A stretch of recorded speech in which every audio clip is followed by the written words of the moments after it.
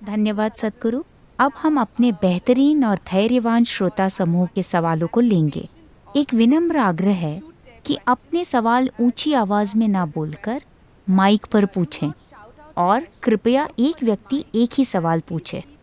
कुछ लोगों के पास माइक है, इसलिए आपको अपने लिए माइक देखना होगा।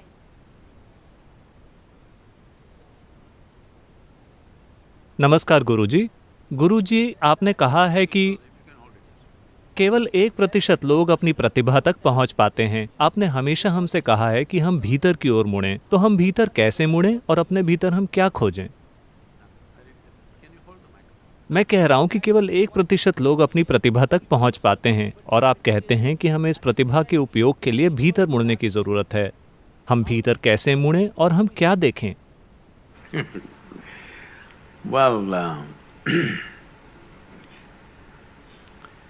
यहां पर दो चीजें आपस में मिल गई हैं। मानवीय प्रतिभा को बाहर लाने के लिए आपको बाहरी माहौल और भीतरी माहौल दोनों की जरूरत है। भीतरी माहौल केवल यह है कि आपको सहज होना होगा। जीवन में आपको पूरी तरह से आराम से रहना होगा। ज्यादातर लोग हर समय की आपाधापी में लगे हैं। आपको सहज होना होगा। सहज होने का अर्थ है, किसी ने मुझसे कॉलेज में पूछा, हमें कैसे पता चलेगा कि हम सहज हैं? योग केंद्र में हम एक कोबरा टेस्ट करते हैं। आप इस बारे में पहले से जानते हैं? हाँ, इस बारे में आप पहले से जानते हैं? उनमें से कुछ जानते हैं। देखिए, अधिकांश विषैले जीव ऐसे होते हैं, विशेष रूप से कोबरा ऐसे होते हैं, और मधुमक्खियां ऐसी होती हैं, और यहां तक कि मकड़ियां भी ऐसी ही होती हैं। वे आपको देखते नहीं हैं, ज्यादा सुनते भी नहीं हैं। कोबरा तो पूरे बहरे होते हैं, सांप ज्यादातर बहरे होते हैं, वे कुछ भी सुन नहीं सकते, लेकिन वे आपके शरीर का रसायन महसूस करते हैं।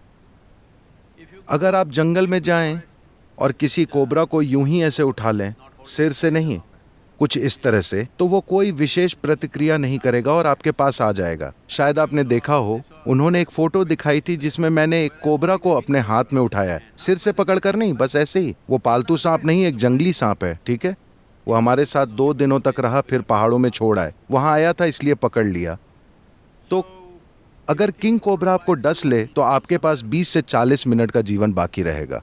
उसके पास एक हाथी को मारने जितना विष होता है, ठीक है? वो किंग कोबरा जिसे आपने देखा वो लगभग 13 फीट का है। उसके पास किसी हाथी को मारने के लिए पर्याप्त विष है, लेकिन मैंने उसको ऐसे पकड़ रखा है, वो बस वहीं है, क्योंकि वो केवल आपके शरीर के रसायन को महसूस करता है। अगर आप उसे थोड़ी भी चिंता दिखाते हैं तो वो आपको लपक लेगा, क्योंकि उसे खतरे का एहसास होता है। आपकी चिंता उसके लिए खतरा है। तो हम आपका कोबरा टेस्ट ले सकते हैं, ये देखने के लिए कि आप सहज हैं या नहीं। अगर आप सहज हो जाते हैं, तब भी क्या सामाजिक परिस्थितियां आपको अपनी प्रतिभा को बाहर लाने की अनुमति देंगी या नहीं?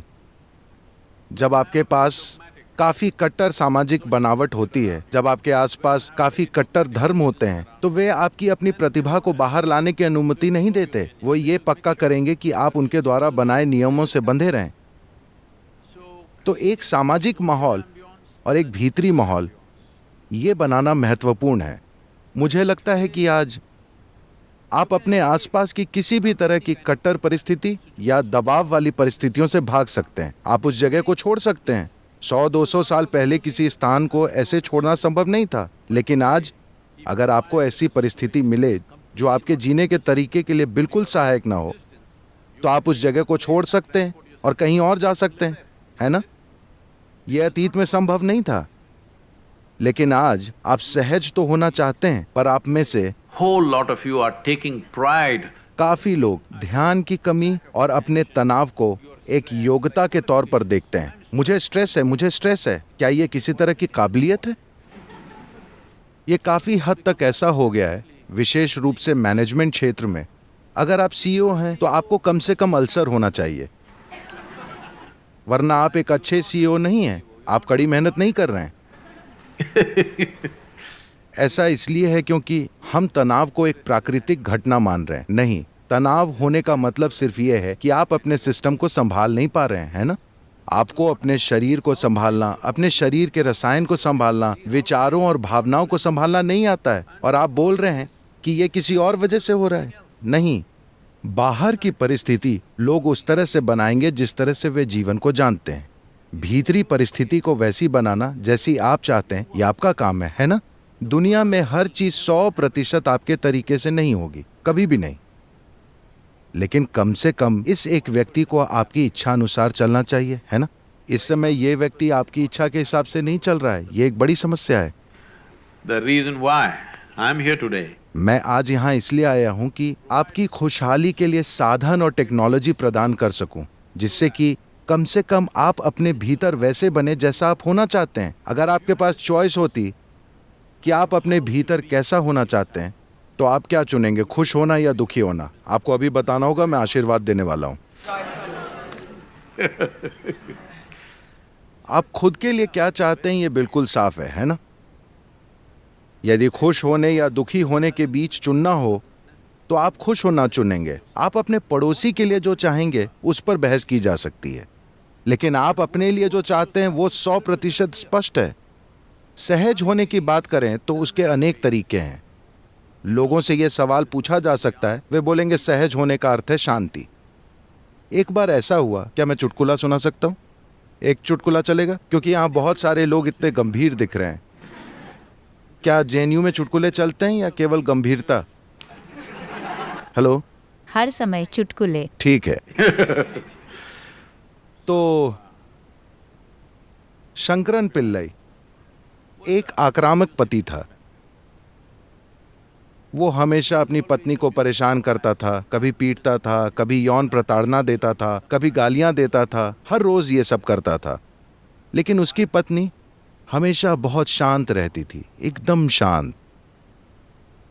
एक दिन वो उस पर चिल्लाया, लेकिन वो एकदम शांत रही। फिर उसने पूछा, तुम ये कैसे करती हो? मैं तुमको गालियां दे रहा हूं, हर रोज कुछ बुरा कहता हूं, कभी कभी मैं तुमसे बुरा व्यवहार करता हूं, लेकिन मैंने तुमको कभी भी गुस्से में नहीं देखा। तुम हमेशा शांत रहती हो, तुम ये कैसे करती हो? उसने कहा, मैं टॉयलेट साफ करती हूं। क्या? मैं तुमको गालियां देता हूं, तुम टॉयलेट साफ करती हो? उसने कहा, हाँ, यदि तुम मुझको गाली देते हो तो मैं टॉयलेट साफ करती हूं। जब मैं तुमको पीटूं तो? उसने कहा, मैं 2 टॉयलेट साफ करूंगी। अगर मैं तुमको यौन प्रताड़ना दूं तो? उसने कहा, मैं घर के सारे टॉयलेट साफ करूंगी। उसने पूछा, लेकिन टॉयलेट साफ करना तुमको शांत कैसे रखता है? वो बोली, मैं तुम्हारा टूथब्रश इस्तेमाल करती हूं।